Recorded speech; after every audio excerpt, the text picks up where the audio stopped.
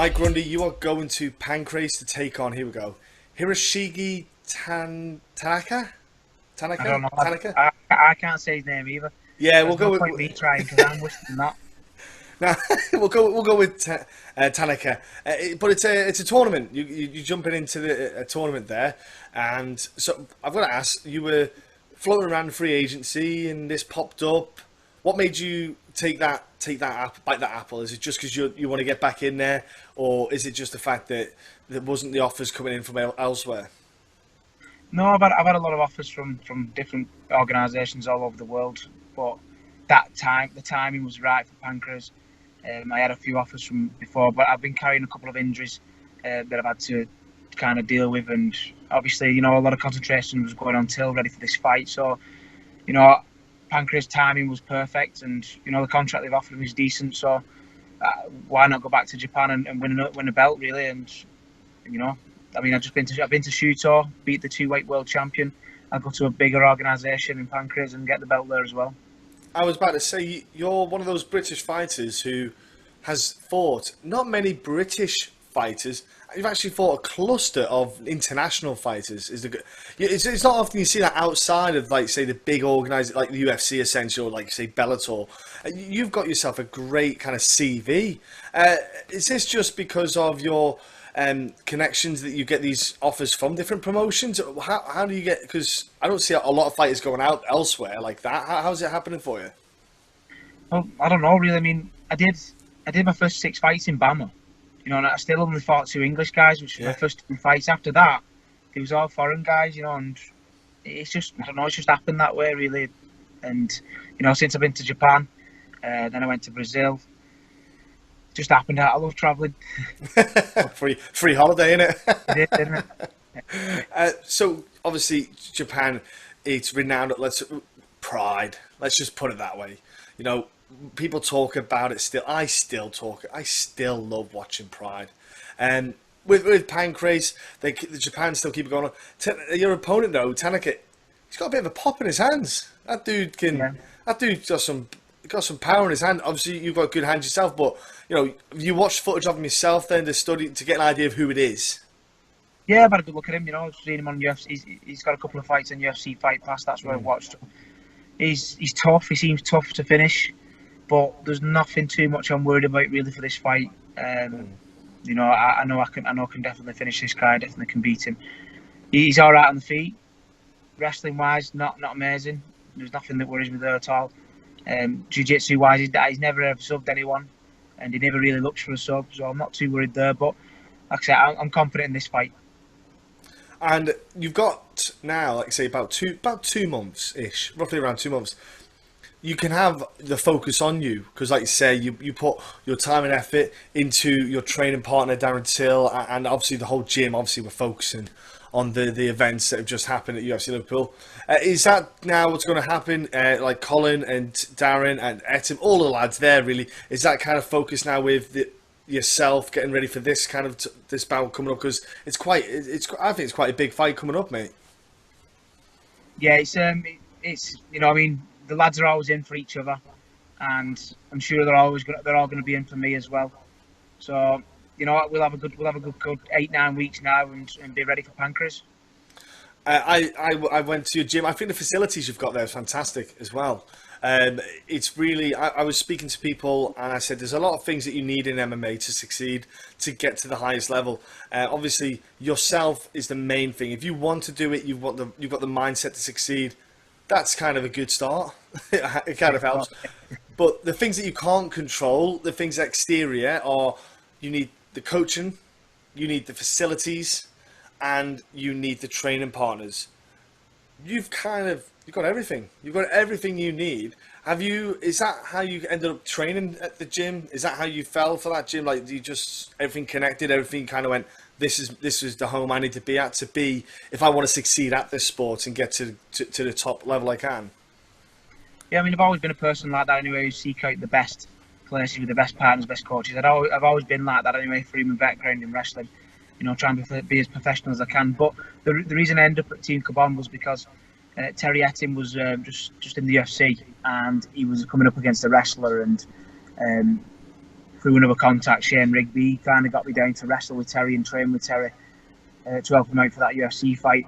And then I got the bug straight away, really. But I suppose, I mean, I was really obviously into my wrestling career. I'd just been took on the world class program for wrestling, tipped to go to the 12 Olympics and stuff like that. So I was well into my wrestling, but I got the bug straight away with MMA. I really did enjoy it. You know, I started rolling with the lads, even though I didn't know any jiu-jitsu. I just knew wrestling, so I squeezed the necks and got kept hold of them. You know, to not get subbed. But, you know, the coach said I was good, and he said, would you ever think about doing MMA? I says, yeah, of course, you know, it's something I would like to do, maybe after the 2012 Olympics. But a lot of politics happened in wrestling, with some Russian guys coming over, and we thought they was coming over as trading partners, but they ended up staying, getting the passports and taking places. And ended up, like, you know, I think there was only one person who went to the Olympics in 2012, and that was a girl who was Russian. Yeah. So we didn't get a chance to go. But I finished in 2010 at wrestling and went to MMA anyway because I could see what was going on. So I went to mixed martial arts then and started at Kaobon and started training. Had my amateur career, I think 2011 or something. But yeah, that was it really, and you know, I loved it from day one. I bet Terry loved having you there to help. Yeah. We had some tough rounds, but to be honest, Terry was a natural. You know, whatever you showed him, he soaked it up, and he was a good athlete, and you know, he could have been the champion of the UFC. God, that dude was shredded when he went into those fights, wasn't he? He never heard of carbohydrates back then, did he? Woo! Well, he did. He just naturally cut weight very well. Yeah, some guys are looking at it. So I was going to say, because you're almost like a rarity in British MMA, because, like you said there straight away, the wrestling. Usually it's the UFC, the American fighters that are there with the wrestling. They come along, or even to this extent, like you said, they're Russian, the kind of Dagestan guys. They've got that wrestling base, and then they just add to it. And everyone says it. The wrestling is if you're going to create a fighter, the first thing you want to throw into that pot is wrestling, because if you can control where the fight goes, you're almost there on controlling what happens in the fight.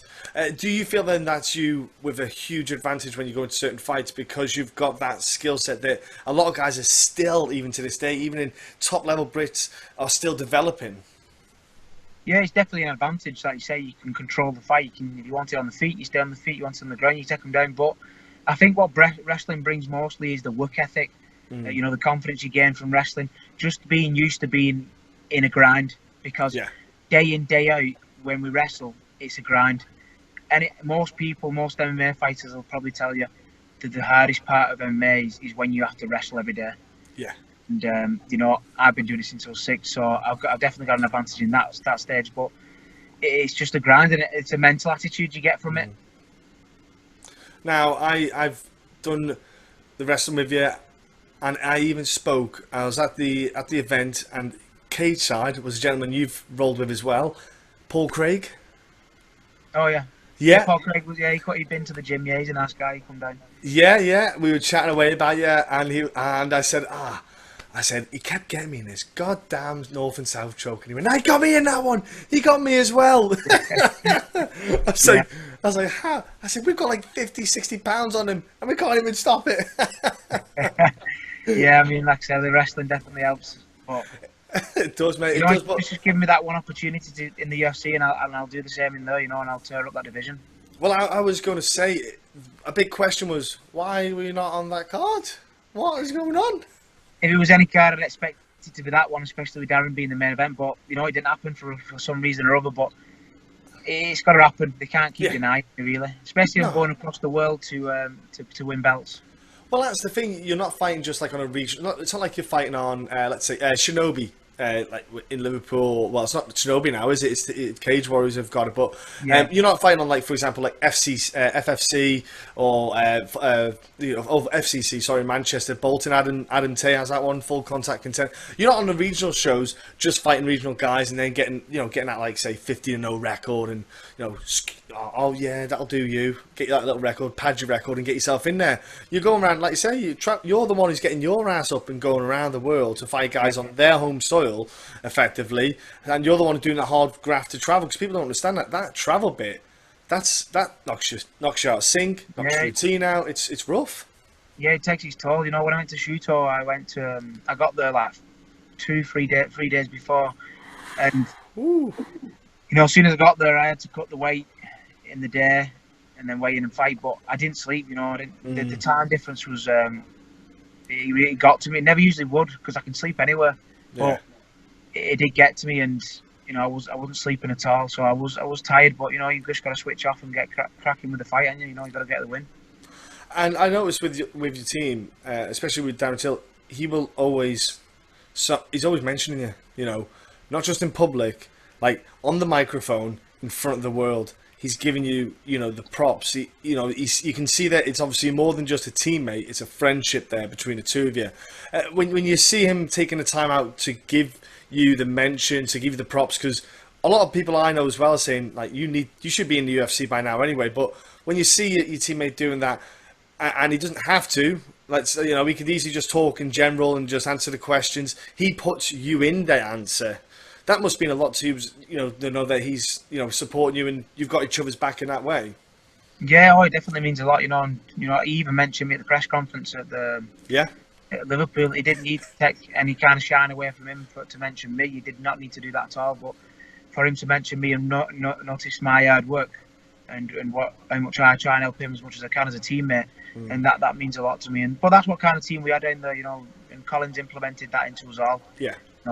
You know, we've got to work hard. We've got to be there for each other when we're fighting, and you know, it's a tight team, and that's the way we are. Yeah, I noticed with Colin, he's got a lovely balance as a coach, where you can see there's like a stern focus and professionalism where when someone's doing the work and he's there, but then almost like he can just switch off and then just have a bit of a laugh. You know, he rips, you know, when you rip each other, you know, you have there's a bit of banter, that's the best way to describe it, isn't there? And it's great, you know, because you need that. It's not good to sit there and just be 100% aggressive. You need that. You need a little switch off. But the fact that you've got your coach who will almost initiate it, I think that's a great thing for you to have. Yeah, it breaks up the day, and that goes on all the way up till the fight, you know, because you know we're relaxed and we're ready. We know we're confident that we're going to get the win. So that goes on all the way up to the fight, even in the changing rooms at the back. Are you looking forward yourself? Obviously, you got this Pancrase. Like, I believe within the next 12 months, it would be insane if you were not to be signed up to the UFC. When Darren made that entrance, you know, you saw the eruption, you saw the noise. Is that something that you sit there and think, I can't wait for that. That's going to be me. Because I think, get you in that UFC, get you in that division, you're going to be a headache. You're going to be one of the fighters that people aren't overly keen to fight. Usually when it's a British fight, a lot of people are like, cool, okay, I'll just try and mix it up and get the takedowns. But you're not one of those ones who can do that. You throw the heavy hands because you've got that stability of this defense for takedowns. You can stuff that takedown. Sorry, mate, just let the video back on. Right, back on. Oh, it's sorry. All right, buddy. No, it's okay. The video went off for a second. Yeah, I mean, when obviously coming out to the arena, I mean, that was your video's still off, bro. Sorry, is it? No, it's okay. It's okay.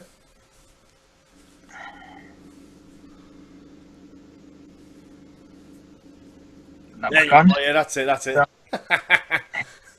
Sorry, could you repeat that question then? Somebody rang me. No. Oh, it happens. Yeah, don't. Yeah, it cuts it all out. It's all good. Yeah. So the arena, when Till stepped out, you come in behind. You see the atmosphere. You feel the atmosphere. You hear the noise. You hear the eruption. You know, 12 months. Within 12 months, I see you getting signed up. I think you're going to be a nightmare for people in that division, but that could be you. You know, that can easily be you.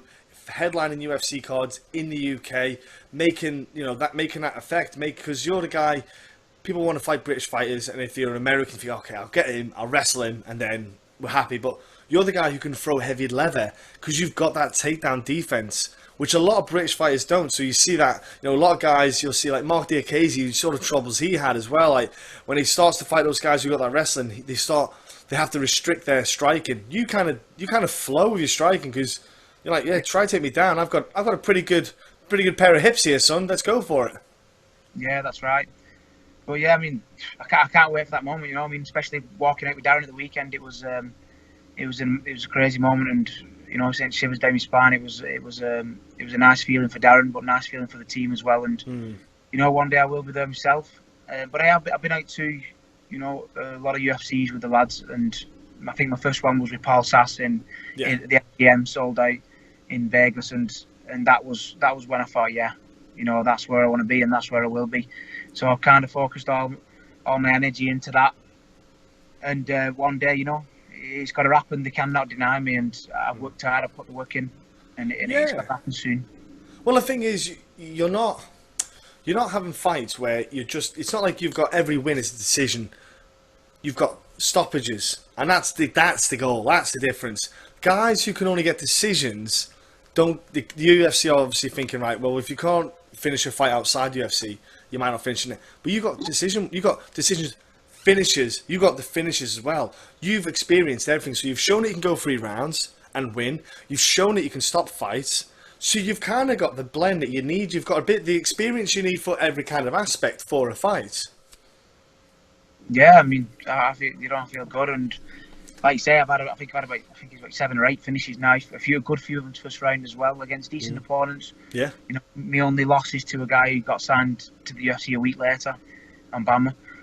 So, you know, and I think it's 3 years now since I lost. But you know, I'm experienced in going for the 3 rounds. I'm experienced in travelling and not bothered about it. You know, I'm going still winning their backyard. You know, the fans are screaming for them. Yeah. So, you know, the time's right. The time is definitely right.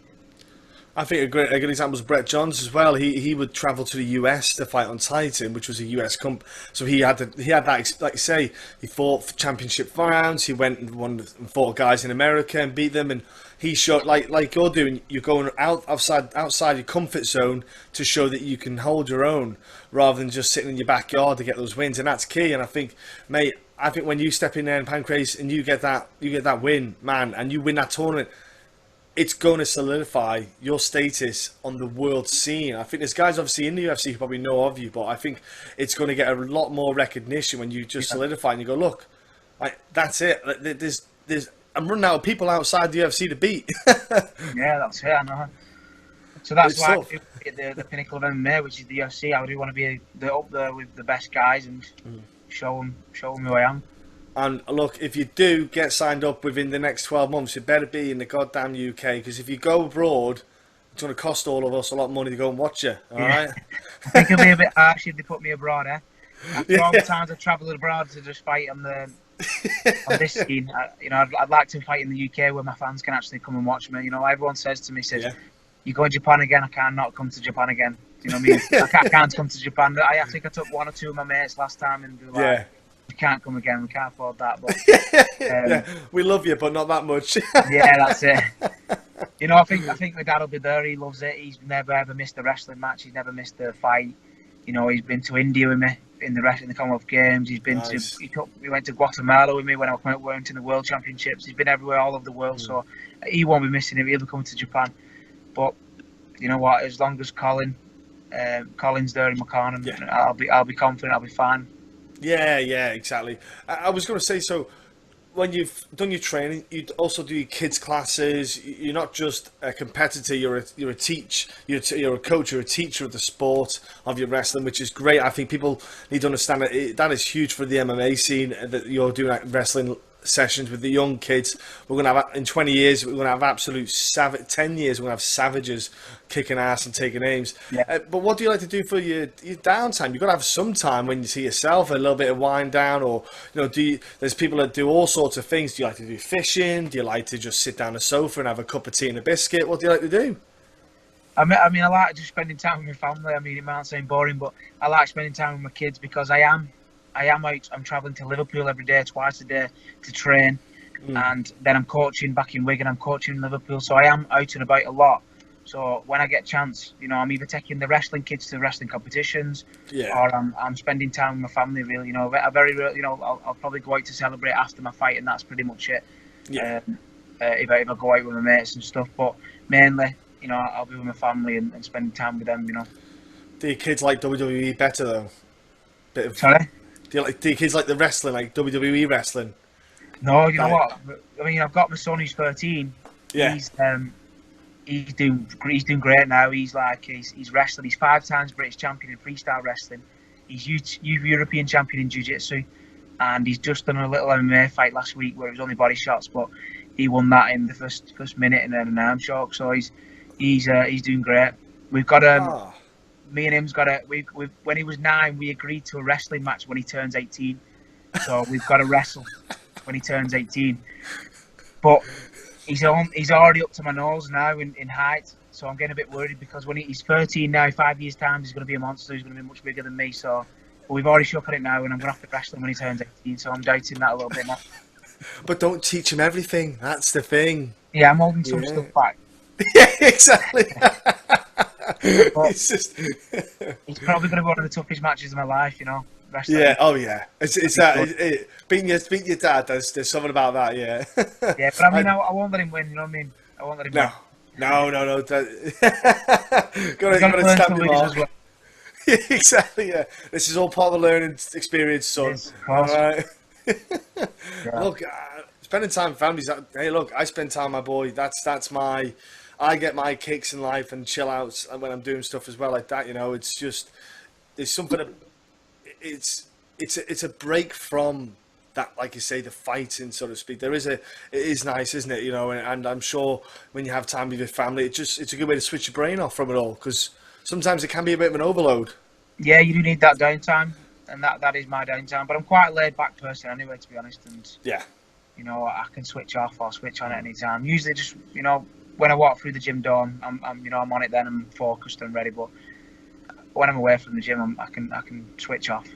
Fantastic. Look, I'm going to let you get going, buddy, because like you said, family time and all that stuff. It's Friday evening. Going to let you get off with your family. Before I let you go, I need some info off you. I need to get your social media. People want to jump online, give you a follow. What do they jump on? Yeah, so you can get on Twitter, MG Wrestling on Twitter, quite easy to find. I'm on Instagram and I'm on Facebook. So, and I've got an athlete page on Facebook if you want to go on like that. But get on and follow them, see where I'm up to. I'm uploading a lot, so you know, and you can see where I'm up to for my training for Pancrase. Like I said, get on and like them. Yep, so I'll be putting a bit on there about this social media stuff. And then, what about your sponsors? Because I know your sponsors help you out big time. I see you post about that, so give them a shout and give them props. Yeah, of course. I mean, my main sponsor is Qualitech, and you know that guy's done a lot for me. He sponsored me when I was a bit younger, when I was 17, through my wrestling career. And now, you know, like I said, I travel like 400 miles a week to train in Liverpool with the best. And you know, he got me a car, a nice Audi, and he pays the petrol and he pays the insurance. So for them to do that, plus amongst other things, you know what, he gives me bonus after fights and stuff like that. Amongst other things, he's done a heck of a lot. So I can't praise him enough, you know, for what he's done. I reckon I'd be struggling in my career without that guy. So Daniel Casey, he runs Polytech and they sponsor me. So that's the one I would like to mention. That is good, mate. Yeah, I've seen it because you've got your info on the side of the car, haven't you? Yeah, I have. Yeah, that's the one, yeah. And obviously then give props to your gym, friends, family, anyone like that who you just want to give a shout and a mention to. Yeah, not of course. Darren Till. Not Darren Till, though. Not Darren Till. No, he gets enough limelight. But no, obviously, you know, my teammates and my coach, day in, day out, you know, we're training there, we're working hard, and we're there for each other. So you've got to thank them all the time. You know, my partner Debbie, she does a lot for me, and my friends and my family. You know, I've got a lot of support. You know, here in Wigan, and people do a lot for me. You know, within the gym, you know, when I need time off, there's coach, other things. It's always appreciated, and I'm very grateful of the support I've got around me, and that's probably why I'm so successful right now. You've got a lot of support outside of Wigan, of course, in the MMA scene. This weekend when I was obviously there, and the lads that I was hanging out with, you know, they're all talking. They were asking me, they're going, "Go on, in, what's going on?" Asking about you getting into the UFC, the big scene, the big lights, because they know what you can do as well. Because they don't just follow the big leagues; they follow promotion, all promotions. You know, especially British fighters. You know, they like to keep tabs on them, and they support you as well, my friend. And I'm sure more and more people are going to, you know, get behind you as a fighter as well and push for you to get up there, mate. Yeah, that's nice to know. You know, I mean, when I was in Liverpool, in UFC Liverpool, it was good to see all different, you know, fans and different people coming to me saying, "It's criminal that you're not in the UFC. You should be in the UFC. You should be on this card." It was good to hear rather than just my friends and my family. You know, you think sometimes when it's your friends and your family, they're going to speak highly of you anyway. Yeah. So it's good to see other people who doesn't really know you at all to come to me and say, you know, you should be there. So it's nice to see that. The support's great. Yeah, it is. Yeah, I suppose, like you say, because some guy, random guy says it, it means a lot because he doesn't have to say it. You know, you don't know him, He so doesn't know. yeah, it's good, man. That kind of notice and notoriety is good to know. But so, buddy, I'm gonna let you shoot off. I'm gonna let you get going. Thanks very much for your time. I'm gonna keep tabs on your journey up there to Pancrase, and I will probably find whatever means necessary to get my ass to watch that fight live and enjoy you kicking ass, my man. Right, thanks very much for ringing. That's great. Thank you.